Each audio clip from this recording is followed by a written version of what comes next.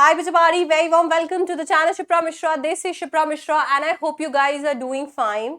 यार आप में से जितने भी बच्चे CUET 2026 की प्रेपरेशन कर रहे हैं उन्होंने इधर उधर जिधर भी CUET के बारे में सर्च किया होगा, जहां पर भी उन्हें इंग्लिश लैंग्वेज के बारे में पता लगा होगा या उन्होंने मुझसे इंग्लिश लैंग्वेज के बारे में सुना होगा, तो उन्हें पता है कि रीडिंग कॉम्प्रिहेंशन और वोकैब ऐसी चीज है जो कि CUET में आपको मास्टर करनी ही करनी पड़ेगी, क्योंकि अच्छा खासा सेक्शन जो है रीडिंग कॉम्प्रिहेंशन का और वोकैब का पूछा जाता है। आप बिल्कुल नेग्लेक्ट कर ही नहीं सकते रीडिंग कॉम्प्रिहेंशन और वोकैब को फॉर CUET। ठीक है, इसीलिए आपको एक चीज का ख्याल रखना है और वो ये है कि आपको ये वीडियो एंड तक देखना है, क्योंकि इसमें मैं आपको बताने वाली हूं कि अभी भी अगर आप स्टार्ट करते हो आपकी ये जर्नी, तो आप मई 11 तक कैसे अपनी रीडिंग कॉम्प्रिहेंशन और वोकैब को मास्टर कर सकते हो। आई टेल यू, ये हमारा टारगेट है।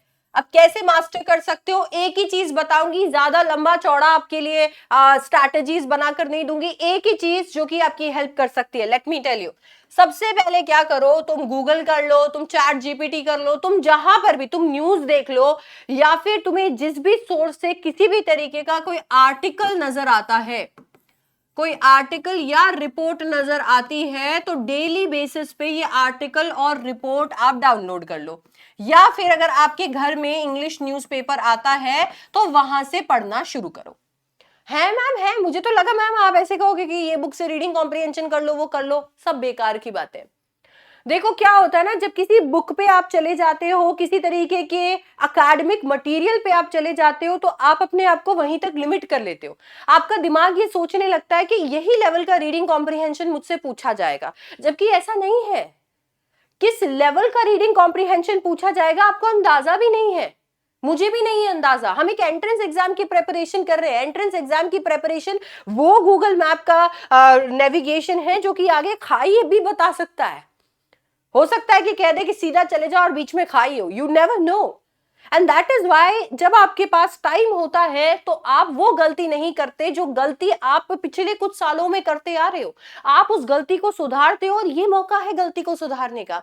किसी भी, अगर आपको रीडिंग कॉम्प्रिहेंशन मास्टर करना है तो किसी भी आर्टिकल, किसी भी रिपोर्ट को किसी न्यूज़पेपर से या फिर किसी और ऑनलाइन माध्यम से आप पढ़ेंगे डेली। अब जब आप डेली पढ़ेंगे तो इससे क्या होगा, इससे आपकी रीडिंग स्पीड बेटर होगी, इससे आपके दिमाग में इंग्लिश के शब्द फीड होंगे, इससे आपको कॉम्प्रीहेंड करना आएगा। ऐसा नहीं है कि जब पहले पहले आप डाउनलोड करके कुछ पढ़ेंगे या न्यूज़पेपर से कुछ पढ़ेंगे तो सब समझ में आ जाएगा, ऐसा कतई नहीं है। हो सकता है कि स्टार्टिंग के 10 डेज आप ये सोचो, आप अपने लाइफ चॉइसेस को कर्ज कर रहे हो कि क्यों मैंने CUET देने का सोचा, क्यों मैंने रीडिंग कॉम्प्रिहेंशन करने का सोचा।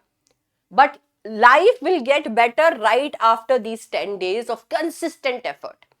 पहले दिन हो सकता है कि रीडिंग कॉम्प्रिहेंशन में आप जब कोई आर्टिकल पढ़ो, कोई रिपोर्ट पढ़ो, आपको एक शब्द समझ में नहीं आए। हो सकता है कि उस एक आर्टिकल और उस एक रिपोर्ट को कंप्लीटली समझने में आपको 2 घंटे लगाने पड़ जाए।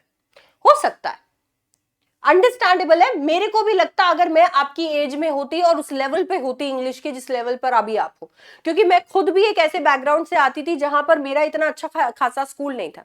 6th स्टैंडर्ड के बाद में मैं एक अच्छे स्कूल में गई और वहां से मेरी इंग्लिश ने एक अलग टर्न लिया।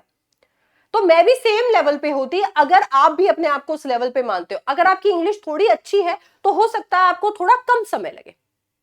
ठीक है, तो आपको स्टेप बाय स्टेप करना क्या है, करना यह है कि फटाफट से मैंने क्या किया, सबसे पहले एक रीड लगाई। अब ये जो रीड है ये एक तरीके की स्किम है। ठीक है, फटाफट से मैंने सारी की सारी रीड लगाई। पहली रीड के अंदर आपको सब समझ में आ जाएगा, जरूरी नहीं है। जब मैं रीड लगा रही हूं तो ऐसे में मेरे को जितने भी डिफिकल्ट वर्ड्स लग रहे हैं, जितने भी, हो सकता है कि कुछ बच्चे बोले मैम मैंने तो पूरा आर्टिकल रेड कर दिया, कि पूरा आर्टिकल मार्क कर दिया। जितने भी डिफिकल्ट वर्ड्स दिख रहे हैं, ऐसे वर्ड्स दिख रहे हैं जो आपके लिए नए हैं, आप उन्हें मार्क कर लीजिए।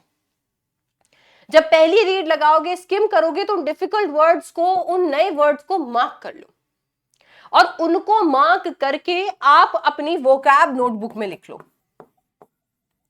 आपकी वोकैब नोटबुक में आप लिख सकते हो। ये उन बच्चों के लिए है जो एक ही बार में वोकैब और रीडिंग कॉम्प्रिहेंशन दोनों मास्टर करना चाहते हैं। शॉर्टकट कहीं पर नहीं मिलेगा, पर कंसिस्टेंट एफर्ट से धीरे धीरे टाइम जरूर कम होता रहेगा।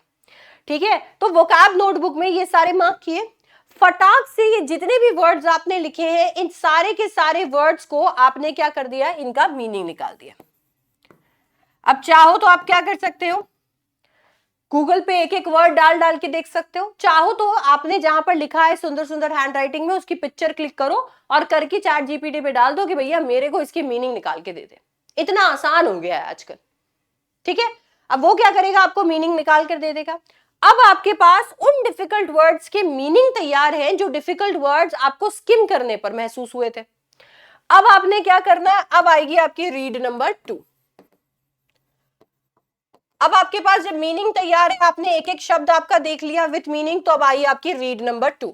अभी तक आपको आपके वर्ड्स की मीनिंग रटे नहीं है, अब आप बस उन वर्ड्स को एक फुल्ली फ्लेजेड आर्टिकल या रिपोर्ट में रीड करने जा रहे हो। यहां पे अपनी स्पीड जो है वो आप अंडरस्टैंडिंग के लिए रखो, अंडरस्टैंडिंग के लिए रखो, केवल रीडिंग के लिए नहीं। केवल रीडिंग के नंबर नहीं है, अंडरस्टैंडिंग के नंबर है। तो यहां पे स्पीड आप वो देखो जो आपकी अंडरस्टैंडिंग की स्पीड है, कि जब आप रीड करते रहते हो, जैसे आप किसी चैप्टर को रीड करते हो, तो जब आप उसे रीड कर रहे हो तो आप रीड करने के साथ साथ उसे समझने की कोशिश करो।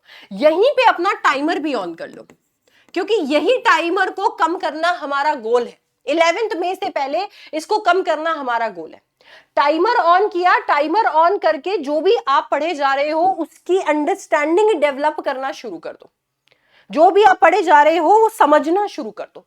जितने भी डिफिकल्ट वर्ड्स थे, अगर उनको एक बार आपने स्किम कर लिया था मीनिंग निकालने के साथ साथ, तो आपको वो थोड़े थोड़े क्लिक करने लगेंगे। जहां तो थोड़े थोड़े क्लिक ना करे तो अपनी नोटबुक पैरेलली खोल लो और वहां से देख लो। इससे तुम्हें उस आर्टिकल और रिपोर्ट की कंप्लीट अंडरस्टैंडिंग हो जाएगी। और तुम्हें इस लेवल की अंडरस्टैंडिंग डेवलप करनी है कि अगर इससे मुझसे कोई भी सवाल पूछा जाए तो मैं इसका जवाब दे दूं।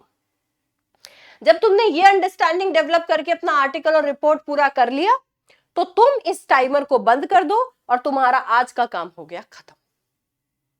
कोई सवाल नहीं करने, कुछ नहीं करना, कोई क्वेश्चन सॉल्व नहीं करने। क्वेश्चन सॉल्व करना बहुत आसान होता है। जो एक चीज कोई नहीं बताता वो ये है कि रीडिंग कॉम्प्रिहेंशन समझ ही नहीं आ रहा। रीडिंग कॉम्प्रिहेंशन समझ में आ जाएगा तो क्वेश्चन तो ऐसे कर लेंगे, कहीं और से थोड़ी पूछ लेंगे, उस पैसेज से ही पूछेंगे। प्रैक्टिस करेंगे उन रीडिंग कॉम्प्रिहेंशन की। हमारी ये जो हम लोग यहाँ पे पूरी मैं कह सकती हूँ खजाना बना रहे हैं, इसी से प्रैक्टिस करेंगे, अभी नहीं करेंगे। अभी ताजा ताजा पढ़ा है तो अभी अभी कर लेंगे तो पता ही नहीं लगेगा कि मेरा क्वेश्चन में कितना एक्यूरेसी बैठ रहा है, कितना टाइम लग रहा है। अभी सिर्फ और सिर्फ वोकैब और रीड बिल्डिंग पे ध्यान देंगे। अब ये करने से क्या हुआ, एक तीर से दो निशाने लगे। पहला निशाना, हम लोगों को ये पता लगा कि मेरी स्किम जो है उस स्किम में मैं कितना समझ सकता हूं। आपकी खुद की अंडरस्टैंड, आपको खुद ही पता लग जाएगा। अच्छा, दूसरी चीज आपने यहां पर क्या कर लिया, अपनी वोकैब नोटबुक में जो जनरल शब्द आपके आर्टिकल के अंदर, आपके रिपोर्ट के अंदर यूज होते हैं, आपने अपनी वोकैब नोटबुक में उसे लिखा। आपने उसके मीनिंग को लिखा, जिसका मतलब है कि ये वर्ड्स अगर 100% नहीं भी तो 50-60% आपके दिमाग में गए। फिर क्या है, फिर आपने अंडरस्टैंडिंग की अपनी स्पीड चेक करी। It could take 50 minutes, it could take 60 minutes, 75 minutes, घबराने की जरूरत नहीं है।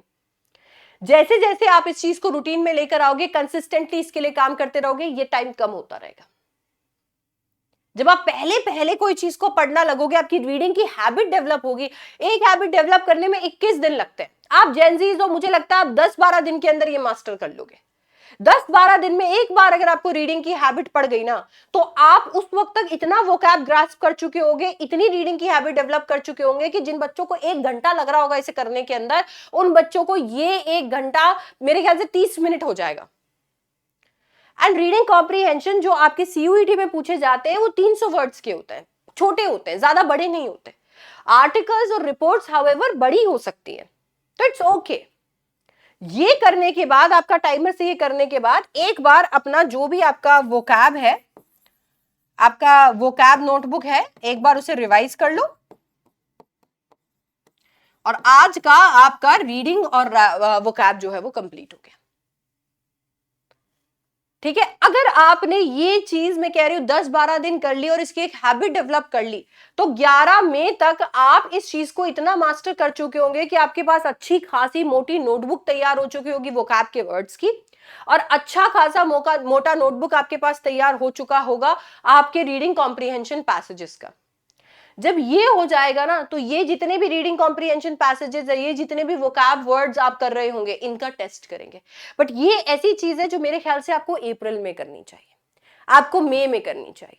अभी आप उस लेवल पे आओ जिस लेवल पे आप एकदम तैयार हो, आप मार्च के एंड तक आप ऐसे लेवल पर पहुंच गए हो जहां पर यू आर लाइक मेरे को कोई भी पैसेज दे दे, मैं तैयार। ये लेवल अगर आपको अचीव करना है, तो ये लेवल अचीव करके आप फिर लास्ट आपका जो होगा, जो आप लास्ट या सेकंड लास्ट मंथ में करोगे, विल बी टेस्टिंग योरसेल्फ। अब ये जितने भी आपने अपने पैसेजेस देखे हैं, जितने भी आपने अपने वोकैब बनाई है, ये सब आप क्या कर सकते हो, टेस्ट कर सकते हो। आराम से किसी भी एआई टूल का इस्तेमाल भी कर सकते हो। बच्चों, स्मार्ट दुनिया बन रही है, तो तुम भी स्मार्ट बनो, किसी भी एआई टूल का इस्तेमाल कर सकते हो। तुम अपने यही रीडिंग कॉम्प्रिहेंशन पैसेज का जो पैसेज है उसको एआई पे अपलोड करो और उसको बोलो इससे क्वेश्चन बना के दे मुझे, वो बना के दे देगा, वो सॉल्व करो। तुम्हें किसी की जरूरत नहीं है, तुम्हें मार्गदर्शन की जरूरत थी जो मैंने तुम्हें अभी दिया। ये अगर तुम स्टेप्स फॉलो करोगे, तुम्हें किसी के सामने गिड़गिड़ाने की जरूरत नहीं है कि रीडिंग कॉम्प्रिहेंशन दे दो, वोकैब दे दो, वोकैब नहीं हो रही, रीडिंग कॉम्प्रिहेंशन नहीं हो रहा। ये तुम खुद कर सकते हो। There are 4 simple steps to sum up this video. One is, first is download और may be buy a newspaper, वहां से कोई आर्टिकल और रिपोर्ट उठाओ, स्किम करके देखो, डिफिकल्ट वर्ड्स को अंडरलाइन कर लो, उनको वोकैब नोटबुक में लिखो, उनके मीनिंग को आप सर्च कर लो। दूसरी रीड लगाओ जिसमें स्पीड आपकी अंडरस्टैंडिंग की होनी चाहिए, सिर्फ रीडिंग की नहीं, उसको नोट कर लो वहीं पे। फाइनली जो वोकैब नोटबुक आपने तैयार करी है, उसका उस दिन का वोकैब जो है वो रिवाइज कर लो। और ऐसे इकट्ठे करते करते जब आप अप्रैल के अंदर पहुंच जाओ, तो अब अपने आप को टेस्ट करना शुरू कर दो। अगर ये आपने फॉलो कर लिया, तो हो ही नहीं सकता कि आपको रीडिंग कॉम्प्रिहेंशन या वोकैब में कोई मात दे दे। ठीक है, इस चीज को फॉलो आपने करना है। और अगर इस चीज में आपको मेरी मदद चाहिए, आपसे इनमें से कुछ भी नहीं हो रहा है, आपको सब कुछ ये चाहिए कि मैम बस मुझे परोस के दे दे, then you can also join Rankers Plus. Rankers Plus मेरा प्रीमियम बैच है CUET 2026 के लिए।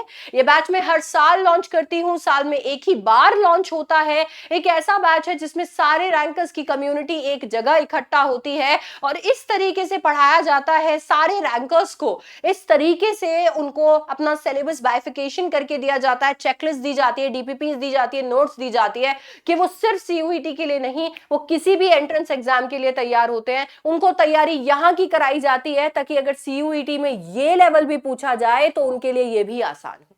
तो अगर ये लेवल की तैयारी आप करना चाहते हो, then there is only one and one batch in the entire nation and that is Rankers Plus. So फटाफट से रैंकर्स प्लस का हिस्सा बनिए। लिंक आपको डिस्क्रिप्शन बॉक्स और कमेंट सेक्शन में मिल जाएंगे and I will see you in the next one.